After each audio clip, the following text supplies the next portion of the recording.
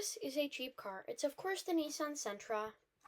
It's a cheap car from 2018. This is a cheap car from 2018, and this is a cheap car from 2018. No, this is a cheap car from 2018. That's a cheap car's interior from 2018. And, we talk about eras, right? Eras can last the same time. There can be two eras going on at the same time. A great example of this was the SUV craze of the 1990s to 2010s and the hybrid craze of 2004 to 2010, right? Two eras going on at the same time, and sometimes they overlap. We'll get hybrid SUVs like the Toyota Highlander hybrid, which, if you think about it, makes no sense. It's the biggest SUV, well, one of the biggest SUVs Toyota makes, and it was a hybrid, not the RAV4. Very weird to think about. So, when these two collide, things get very interesting. So, what I like to call the weird era is between 2012 to 2018. Car makers had zero idea of what people wanted. Like Steve Jobs said, the consumers don't know what they want, you have to show them. They had zero idea of what consumers wanted, so they were just taking shots in the dark, just seeing what they wanted, right? But universally, Nissan, Kia, and Ford, one American car company, one Japanese French car company, and one Korean car company, basically all the major categories of car companies, they all saw that people wanted cheap cars, and they saw that an era was going to be happening, right? So Kia brought back the Rio, they invested more money in it, they gave it modern styling. Ford took the Fiesta, did Fiesta-ness. I mean, Ford didn't really care that much, because they really don't, they just care about their SUVs. And Nissan took the Sentra and made it more of a Sentra. They added the Nismo trim to make teens feel like it was faster and nicer, even though it was just a piece of shit, right? So essentially, the Sentra had a very plastic interior with enough tech to keep people interested. So did the Kia. It had a very plasticky interior with enough tech to keep people interested. The Ford had a very plasticky interior with enough tech to keep people interested. That's the entire point of this, right? So this is the three main car companies that we're going to be looking at today. Well, this is actually the interior. That other one was for the different car that we'll be talking about. You see, just enough tech to keep people on their toes, but not enough to make it expensive. This is what they had, right? We're going to go back in time a little bit to 2003. The 2003 Ford Escape, a beacon of reliability, no, and a beacon of usability, that I can confidently say, of the early SUV craze. This was about maybe 5 years after the SUV craze initially kicked off with the Lexus RX, and this was Ford. I mean, this is what they were doing, right? Alongside that, they launched another car.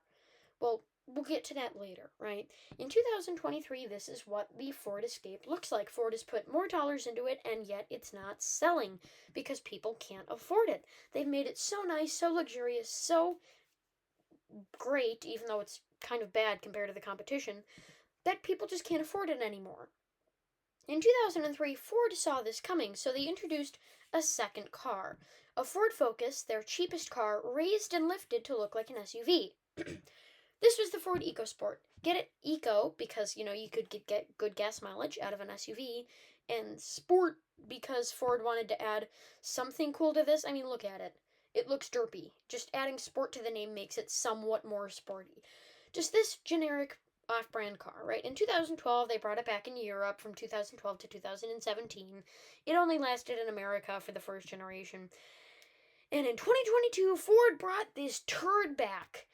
And why would they do that? Because in 2019, all the car companies started seeing that the crossover craze was coming. That's right. Now let's talk about SUVs for a minute. You probably have a Subaru Forester if you have an SUV, or a Toyota RAV4 parked in your driveway. Now those are very off-road capable SUVs, but they're not big, hunkin' gigantic Forerunners or big Ascents, right? So people will say that those are unrespectable SUVs because they're pavement princesses, yada yada yada. Those aren't, these are. This is the definition of an unrespectable SUV, right? So let's take your Toyota RAV4 or your Subaru. Damn, I hate Opera.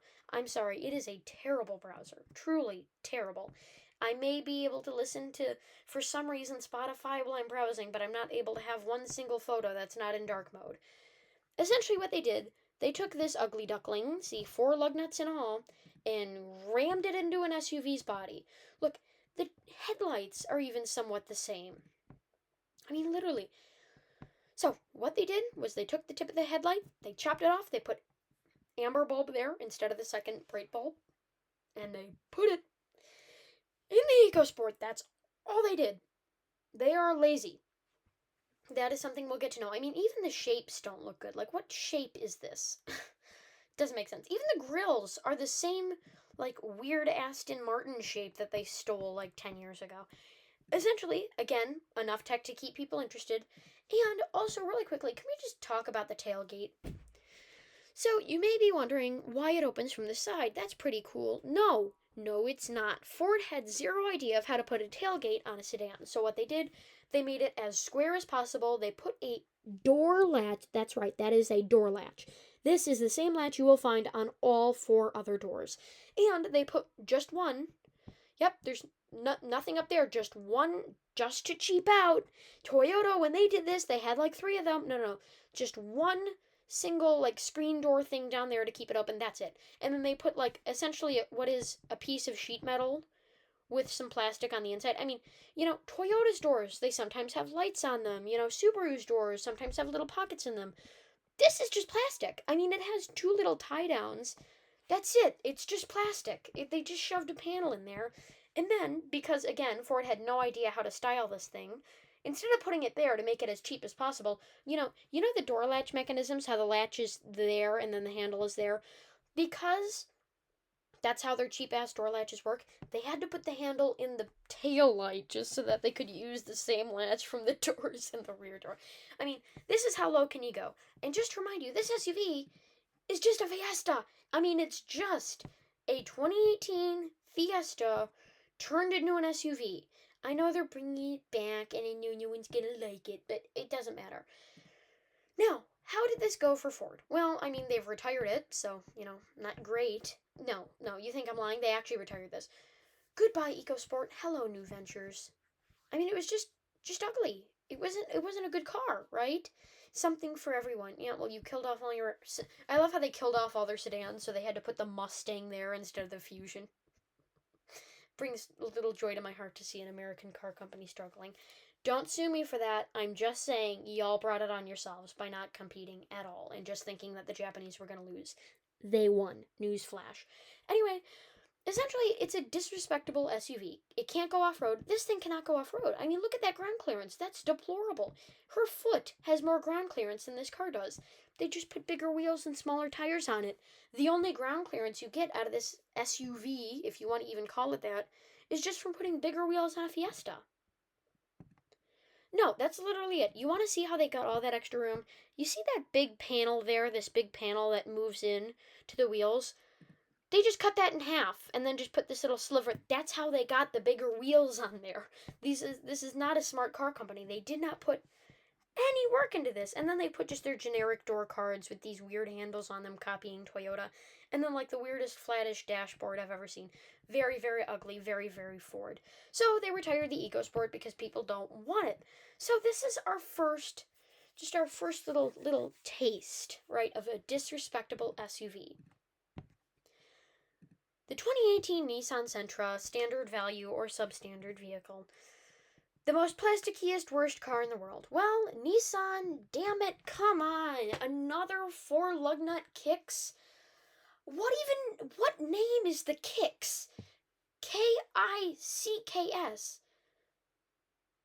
That's just, I mean, come on, what am I going to do? The Waves? The Toyota Wave? What are they going to do? Venue or something like that? Like, what? This is my house. The Nissan house. The Nissan wedding venue. I mean, come on, kicks? Come on. Like, what were they thinking? And if you see a new kicks and you're thinking, that has 5 lug nuts, what are you talking about, disrespectful SUV? They only put 5 lug nuts on there because people saw straight through the 4 lug nut ones. That's right, when the kicks initially came out, the base versions had 4 lug nuts. 4. This is just a Sentra. Again, look at how deplorable the ground clearance is. Again, just a Sentra, raised to look like an SUV. Now, granted, unlike Ford, Nissan actually gave a damn, gave it a acceptable interior. Again, this is all aimed at dumb young people. I mean, come on. If do you think a serious car enthusiast would be like, yeah, I'm gonna buy a Kicks? No, if they buy something, they're gonna buy something that has good high standing and a good reputation, like the RAV4, or maybe the Forester, depending on what generation. They're not gonna buy a damn Kicks. This is aimed at dumb young people. Now, they again kind of screwed, like what? There's an octagon down here and then another octagon up there, and then this little sliver of white, and then the logo there, and then this is there, and then for some reason there's a light bar even though that doesn't light up. I mean, come on. And they don't even have a black plastic bumper. They have this weird like line there with the deflectors. They had no idea, absolutely zero idea, how to style this car. None. No idea. It's just a jumbled, ugly mess. It's just ugly. And it has this, like, everyone really hated the Prius for having the oblong steering wheel. This one has the same steering wheel. Okay? Just because you hate hybrids doesn't mean you have to hate an actually good car. And they still sell it. You can still build and price them today. And I get it, they're cheap. People want cheap cars. But, like, again, this just shows you how bad these car companies are when buyers tell them what they want. We want a cheap SUV. They come out with this $21,000 Nissan Versa. Look, it even has the Versa's windows, just with this extra little black bit put on there. Like, come on. Oh, and by the way, the Venue is a real car. That's right. The Nissan House is the Hyundai Venue. Yeah. Hyundai did it too, and you may say, oh, well, wait a second. Hyundai's not Kia. They're both owned by the same company. This is just a Kia Rio with this weird little butt slapped on it. It's the same car. It just has bigger wheels, again, and terrible ground clearance. The Ford EcoSport, Nissan Kicks, and Hyundai Venue might as well be a rebadge of the same car. They're all terrible. And again, the same tactics from 2018. Put enough tech to keep people interested, and then pull the rug out from under their feet when your car turns into a blob of crap. These have been somewhat reliable, somewhat. Also, Hyundai, really, what the hell is this? If you're gonna put in a headlight, put in a headlight. Don't do this. Like, what even is that? Ugh, come on. So, essentially, right, this is the same as the rest of these. The Ford EcoSport, this ugly little Fiesta, little turd. The Nissan Kicks, again, just another piece of crap. And then the Venue, small SUV, big city hustle. This isn't a city car. It's ugly. Come on. And you want to know what?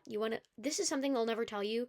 The only reason why the headlights are down there and not up there is probably because when they tried to use the Kia Rio body, probably when they tried to use the Kia Rio as the main body thing for this, the headlight cables wouldn't reach all the way up. So what they did was they split it into two, the turn signal and the brights, and then they... That's the only reason why this exists, because the hood should be right there, but since, it's gotta look like an SUV, we've gotta raise the hood, take all the visibility out, just raise the hood even fucking taller than the windshield, just make the hood tall. The only reason why it's split into two is probably just because the headlight cables wouldn't even reach up there. That's why they just put the turn signal up there. I mean, it's ridiculous. Now, you may say, oh, well, Sloth, you are so biased. There's the Toyota Corolla Cross, huh? And the Subaru Crosstrek, right? I mean, look at that. Those are the same. No, they're not. How can you tell me that this... Look at that. That's an SUV. That's not some rebadged piece of crap. Look at that. That is a respectable SUV. Look, you can see it's not just a Corolla. It doesn't look like a Corolla, and it has actual headlights. Oh my god, wow. It also comes in a hybrid, which is really good, because if you want gas mileage, make it a hybrid, people. I mean, come on. Now you can see it's a respectable SUV. This is essentially a 2010 RAV4. That's what it is. Ford making the EcoSport. That's where they went wrong. Instead of basing the EcoSport, the new EcoSport, off of something good in the past, like designing it to look more like a Ford Escape and using the Ford Escape chassis, just making it cheaper, they went for the Fiesta, the cheapest car in their lineup, aside from the Focus, which I don't even think they make anymore. And they just slapped an SUV on top of it and said, hey, it's fine, right? Toyota didn't do that. Toyota actually put thought into making this a good SUV, which it is. If you own a Toyota Corolla Cross, you should not be as shamed as shamed as you should be if you own an Ecosport. Also, who is buying an Ecosport? Come on, people. But seriously, this is a respectable SUV. The Crosstrek, you may think, well, that's just Subaru raising an Impreza off the ground. But they did it well. I'm sorry. The Crosstrek is essentially the same as everything else, right? Again, it's just a lifted sedan. It's Subaru's cheapest model and it's lifted, so why is it different? Because Subaru put thought into it. They made it its own separate thing. Instead of just taking the Impreza out, just grabbing your key and ripping it off stage, they were like, hey, we'll make the Crosstrek. And they've also made this since 2015. This is not some new thing that they just whipped up. Like, the Corolla Cross just came out last year. They just whipped this thing up, like, in 2013. I mean, this is an actual long-standing, thing. Again, Hyundai and Kia models, they have no reputation. Like the RAV4 has been made since the 1990s. That has a reputation. Even the Crosstrek, which has only been made since 2013, is now the model is going to be 11 years old this year. And that gives it a reputation because it's had several generations. The Ford EcoSport is, I guess you could say that because it has 2 generations, even though this is not the same as that. Very much not the same car. Also, can we just talk about how hilarious it is? I mean, the door hatch. I mean, really, come on. You gotta be kidding me. Come on, ridiculous. These are not the same cars. Essentially, the Subaru is a better version of the Impreza. They designed it specifically to look like that, and that's why the Crosstrek is much better than any of these other cars. And the Corolla Cross is not even a Corolla. It has a Corolla interior, but it's not a Corolla. It's not. And also, it doesn't have deplorable ground clearance. Neither does the Crosstrek, because they're both real SUVs. And that is why I think buyers should watch out, right? So thank you for watching. Don't forget to comment, like, and subscribe if you want to see more of my, I've been told, hilarious car commentary.